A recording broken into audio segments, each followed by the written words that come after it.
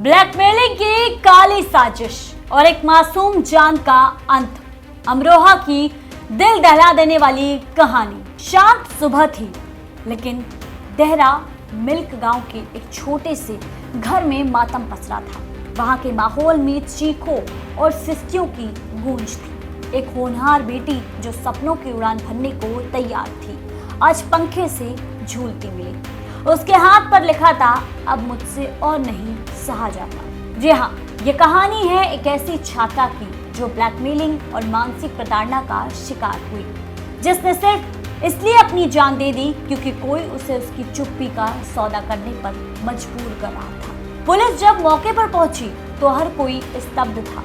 लड़की का शव उसके ही कमरे में पंखे से लटका मिला, लेकिन जो बात सबसे ज्यादा झकझोर देने वाली थी वो था उसका हाथ पर लिखा सुसाइड नोट। एक शब्द नहीं, एक चीख थी, एक पुकार थी इंसाफ की। उसमें साफ साफ लिखा था कि एक युवक पिछले 1 साल से उसे निजी तस्वीरों और वीडियो के जरिए ब्लैकमेल कर रहा था। 1 साल से चल रही ब्लैकमेलिंग की मानसिक प्रताड़ना। परिजनों ने बताया कि आरोपी युवक गांव का ही है। वो छात्र को अश्लील फोटो और वीडियो वायरल करने की धमकी देता था। बात यहीं तक नहीं रुकी, वो लगातार उससे पैसे और अन्य गंदी मांगे करता रहा। हर बार लड़की ने डर के मारे चुप्पी साध ली। शायद यही उसकी सबसे बड़ी गलती थी, लेकिन कब तक कोई सहता। अंततः उस मासूम ने हार मानी, अपने कमरे में जाकर पंखे से लटक गई और जाते जाते हाथ पर लिख गई अपने पीड़ा की पूरी कहानी। पुलिस जांच में जुटी, आरोपी की तलाश तेज।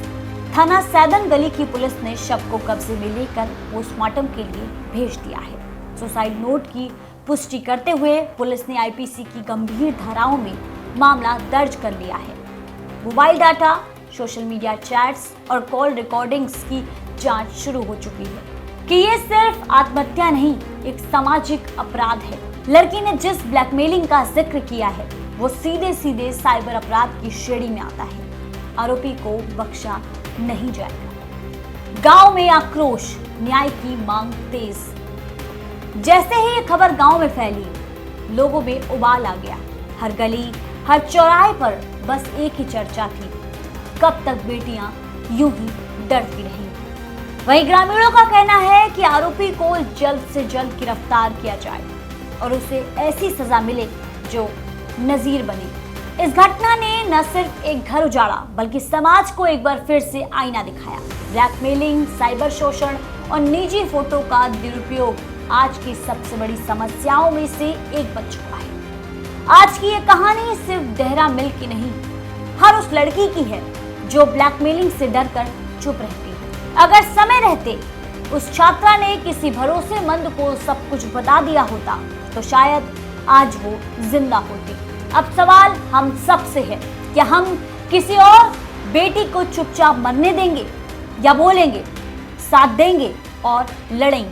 क्योंकि चुप्पी घुटन और बेचैनी में पलती है। ये बस अपराधियों को ताकत देती है।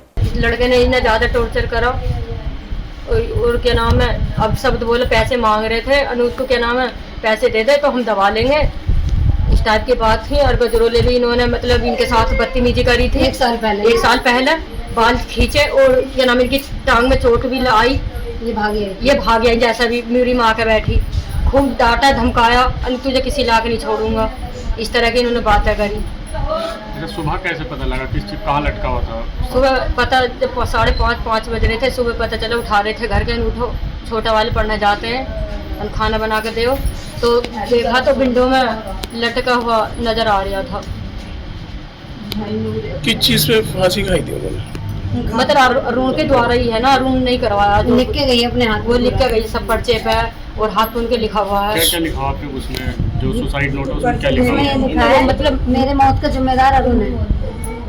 मेरी मौत का जिम्मेदार अरुण है। ये अरुण और सुशील 2 भाई थे। फिर इन दोनों ने लड़की को टॉर्चर करा। अरुण ने टॉर्चर करता था 1 साल से, कहता था मेरे से संबंध बनाओ, मेरे से बात करो। उसने मना कर दिया। उसने बोला नहीं तो मैं तेरी वीडियो वायरल कर दूंगा, क्योंकि पैसे की नीयत से टॉर्चर कर रहा था।